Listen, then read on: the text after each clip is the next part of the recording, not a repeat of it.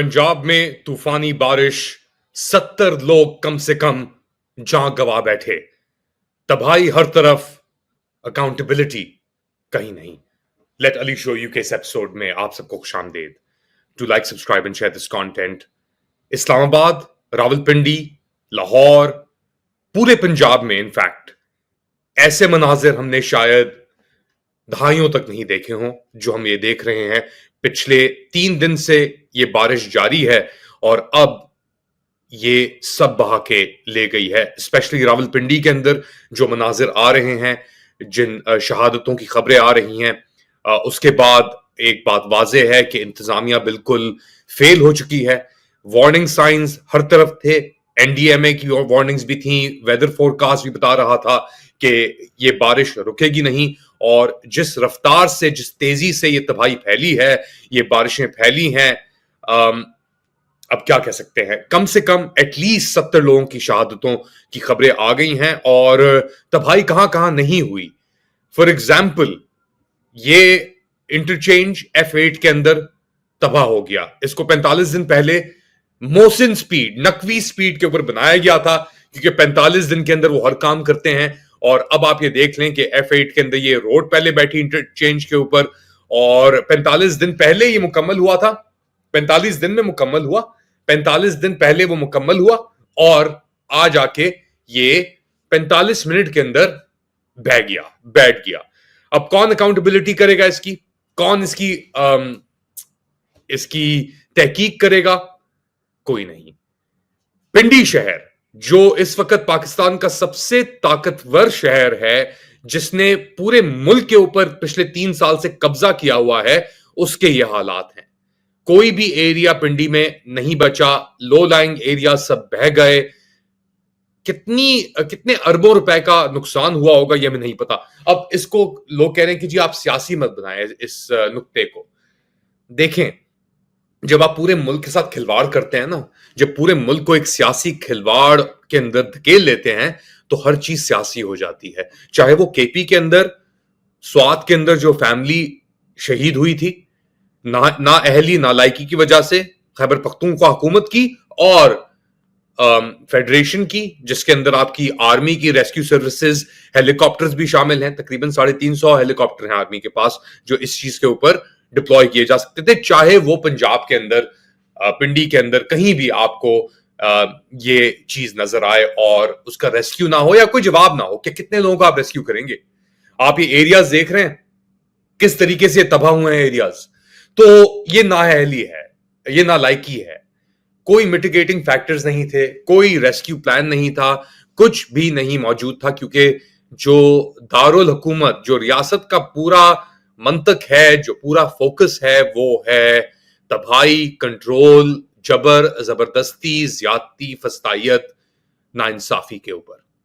और ये नाइंसाफी के ऊपर जब ये बारिशें हो रही थी, जब ये सैलाब आ रहे थे, जब ये लैंडस्लाइड्स हो रही थी, पता नहीं कितने डैम, जो मिनी डैम्स बनाए हुए थे, वो भी इसके अंदर बह गए। अब इसके ऊपर कुछ लोग कह रहे हैं कि जी ये खुदा का अजाब है। ये खुदा का अजाब नहीं है।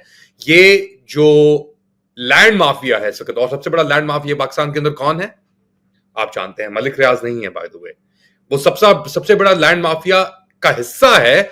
मगर अगर आप नदियों के ऊपर, रिवर्स के ऊपर जाके आप कंस्ट्रक्शन करेंगे, आप ज्यादती करेंगे जमीन के साथ, तो जमीन आपको नहीं बख्शेगी, वो खा जाएगी वो जमीन आपको। और ये जमीन खा गई। जितना प्रोजेक्ट्स, तस्वीरें, ये वो पीआर कैंपेन्स, अरबों खरबों रुपए की करप्शन, सेल्फ प्रमोशन के अंदर हर जगह पे इश्तिहारात, और अब आप देख लें किधर हैं ये लोग, कहां गए ये लोग, और किसको जवाब देंगे? गरीब खत्म हो गया। यानी ये एलीट मेंटालिटी जो है ना पाकिस्तान के अंदर, and this runs through and through. एक और खबर भी है इसके एलीट मेंटालिटी के ऊपर बात करेंगे कि रॉयटर्स का पाकिस्तान ब्यूरो किस तरीके से रिपोर्टिंग कर रहा है इन इफेक्ट, और वहां पे कौन कौन अहलकार शामिल हैं उनके ऊपर ही बात करेंगे। 3 बेसिक लोग हैं वहां पे, मुझे नहीं पता उनमें से एक है कि नहीं है, बट उनकी खबरें और वजाहत का लेवल भी आप देख सकते हैं। बट इस मौजू के ऊपर ये जो तबाही हुई है, ये बारिशें जो आई हैं, ये सैलाब जो आए हैं, ये खुदा का अजाब नहीं है, इसको कहते हैं ग्लोबल वार्मिंग, क्लाइमेट चेंज। और पाकिस्तान दुनिया भर के अंदर ये था ना कि 2025 के अंदर Pakistan will be the worst affected water scarce resource. Water scarce resources बिल्कुल होगा पाकिस्तान, क्योंकि जब ये सैलाब आते हैं, ये जमीन को उखड़ के पूरा एक सेटअप जो है ना, निजाम जो है कुदरत का, उसको लेके बह जाते हैं। और अगर आपके पास डैम्स ना हो, इसके बाद क्या होगा? इन सैलाब्स के बाद, इस फ्लड, इस तूफानी बारिश के बाद, माजी के अंदर 2010 के अंदर बहुत बड़े सैलाब आए थे पाकिस्तान में। उसकी वेग के अंदर सैकड़ों लोग जहां बहक हुए, डिजीज फैली, पानी रोकने के लिए हमारे पास कोई मवाद नहीं थे, कोई जरिया नहीं था। हमारे पास ना डैम्स हैं, ना हमारे पास कोई कंसेंसस है, ना हमारे पास कोई फ्लड मिटिगेटिंग इनिशिएटिव्स हैं, ना कोई हमारे पास इमरजेंसी रिस्पांस है उस तरीके से जो हम कर सकें। और 2010 के अंदर ये जब सैलाब आए, और इसके अंदर इसके बाद जो पता नहीं कितने लोग मरे, शहीद हुए, उनमें एक्चुअली मेरे वालिद भी शामिल थे। He was 54 years old। और वजू का पानी जब आप नाक में लेते हैं ना, तो उनको पानी उन्होंने लिया नमाज पढ़ने से पहले, और उनको सर का दर्द शुरू हुआ कुछ दिनों के अंदर, और अस्पताल मुंतकिल किया उन्हें।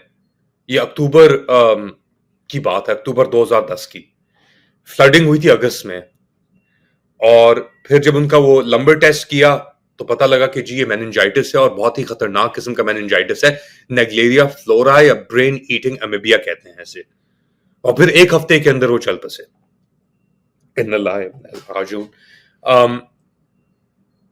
तो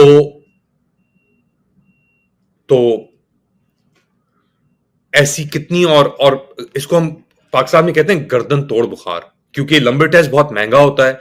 98% फेटालिटी है इस गर्दन तोड़ बुखार की, और ये वाटर बॉर्न डिजीज होती है। ये गर्म पानी के अंदर सर्वाइव करता है, ये जो डिजीज, ये बैक्टीरिया, ये एमीबिया जो है ये, और ये ट्रैवल करता है आपकी नेजल कैविटी से, आपके सर में जाता है, ब्रेन मेम्ब्रेन को, जो आपके दिमाग के और स्कल और ब्रेन के दरमियान जो मेम्ब्रेन है, उससे खाना शुरू करता है, और एक हफ्ते के अंदर आप दुनिया से चले जाते हैं। अब ऐसे कितने केसेस हमारे सामने आएंगे सैलाब के बाद, हमें नहीं पता। हमारी उम्मीद है कि हम इस चीज, एक भी केस ना आए, अल्लाह सबकी हिफाजत करे, सबको अपनी हिफाजत में रखे, हिफ्ज में रखे। लेकिन हकीकत यह है कि हमारे पास कोई प्लान नहीं है पाकिस्तान में। हम सब चीजें एड हॉक बेसिस पे कर रहे हैं, चाहे वो अदलिया हो, चाहे वो मईशत हो, चाहे वो नेचुरल डिजास्टर्स हो, क्लाइमेट चेंज हो। हमारे पास कोई प्लान नहीं है सिवाय जबर, फस्तायत और डंडे के। अगर आपको तनकीद नहीं पसंद तो आप किसी को उठा लें, उसके घर वालों को आप जाके धमकी दे दें, या कोई और जबरदस्ती आप उनके साथ करें, जोर जबरदस्ती करके आप उनको खामोश कर दें। लेकिन सैलाब को आप खामोश नहीं कर सकते, और सैलाब के बाद जो तनकीद आएगी उससे भी आप खामोश नहीं कर सकते। 2010 में क्या निजाम था हमारे पास, और उसके बाद क्या हुआ? ये बहुत बड़ा एक सवालिया निशान है। और अब क्या होगा, इसके बाद क्या होगा? किसको हम अकाउंटेबल ठहराएंगे? किससे हम सवाल पूछेंगे? किससे कहेंगे भाई जवाब दो? क्योंकि अब जवाब देने के लिए कोई नहीं बचा, सिर्फ डंडे। जवाब के सब सामने से डंडे आते हैं। ये तो हो गई एक खबर। दूसरी बड़ी खबर यह है कि आपकी एक बड़ी खबर यह है कि जियो न्यूज ने और एजाज सैयद ने एक खबर चलाई कि डोनाल्ड ट्रंप सितंबर के महीने में पाकिस्तान का दौरा करेंगे। फिर खबर आई कि जी डोनाल्ड ट्रंप का दौरा हो रहा है, और यह भी खबर चला दी कि 18 सितंबर को शायद ये दौरा हो। फिर डोनाल्ड ट्रंप की खबर आई कि जी वो तो ब्रिटानिया का ऑफिशियल जो बादशाह चार्ल्स हैं, उनकी दावत पे सितंबर 17 से 19 तक वो तो ब्रिटानिया का दौरा कर रहे होंगे। उसके बाद एजाज सैयद ने आके उस खबर को रिट्रैक्ट किया, अपोलोजाइज किया, और फिर जियो ने भी तरदीद कर दी कि ये खबर गलत थी। और अब जो कंपनी के टाउट्स हैं और लोग हैं, उनका अटैक शुरू हो गया एजाज सैयद के ऊपर, जिनके अपने अच्छे ताल्लुकात हैं कंपनी के साथ। और अटैक इसके ऊपर है कि जी आपने पहले एक खबर चलाई, اپنے ٹاک شاک کے اوپر کہ صدر زرداری کو ہٹا دیا جائے گا اور ان کی جگہ پہ فیلڈ مارشل خود ہی آ جائیں گے ایز صدر. 27ویں آئینی ترمیم کے بعد اس خبر کی بھی تردید ہوئی, وہ بیک ٹریک ہوئی. اب یہ خبر آئی کہ جی صدر ٹرمپ آ رہے ہیں اور ایک ہلولا مچ گیا کہ جی دیکھیں, اور پاکستان تحریک انصاف کے اوپر کہ دیکھو اب دیکھا تمہارا پلان فیل ہو گیا. اس کے بعد غریدہ فاروقی جیسے لوگ اب اٹیک کر رہے ہیں اعزاز سید کو اور دیگر لوگ بھی. تو یہ معیار ہے پاکستان کے اندر صحافت کا. اور انٹرسٹنگلی آخر میں رائٹرز نے بھی یہ خبر کوٹنگ 2 لوکل نیوز چینلز کو دی. اب رائٹرز پاکستان نے کیا کیا کیا ہے وہ آپ خود ہی جا کے دیکھ سکتے ہیں, کس طریقے سے اس نے جنتا کی اہلکاری کی ہے. ایک بہت بڑا ایلیٹ ڈسکنیکٹ ہے رائٹرز پاکستان کے اندر. مجھے نہیں پتا جبران پیشمام وہاں پہ موجود ہے, مگر مجھے پتا ہے سعید شاہ وہاں پہ موجود ہے اور ایک خاتون ہے اریبا کر کے, اور ان کی reporting is only to protect the elite of Pakistan. This is not an service to for عام آدمی. 2 قسم کے صحافی, ایک جو طاقت کے پیروکار ہیں, سجدہ کرتے ہیں طاقت کے سامنے, اور وہ جو طاقت کے سامنے کھڑے ہوتے ہیں اور ان لوگوں کے لیے ان کی آواز بنتے ہیں جن کی کوئی آواز نہیں. پوری دنیا کے اندر یہ سٹرکچر ہے, اور رائٹرز اور A P, even A F P, اس پاور سٹرکچر کا اور اس اسٹرکشن آبفسکیشن کا ایک متحد حصہ ہیں. دعا گو ہیں. تباہی جو دیکھ رہے ہیں پاکستان کے اندر سے بہت دل دکھتا ہے, اور ایک نا امیدی ہوتی ہے کہ یار کیا کیا ہم نے, کیا بن گئے ہم. اور اگر آپ سمجھ رہے ہیں کہ یہ سیلاب پریشانی کا ایک نشانی ہے تو آپ صحیح سمجھ رہے ہیں, کیونکہ پاکستان کے اندر اب یہ چیزیں بد سے بدتر ہوتی جائیں گی. کلائمیٹ چینج اور موسمی جو تبدیلیاں آ رہی ہیں اس کے باعث. فی الحال اتنا ہی. کچھ گھنٹے بعد ایک اور اپڈیٹ کے ساتھ آپ کے سامنے حاضر ہوں گا. اپنا خیال رکھیے گا. اگلی بار تک اللہ حافظ.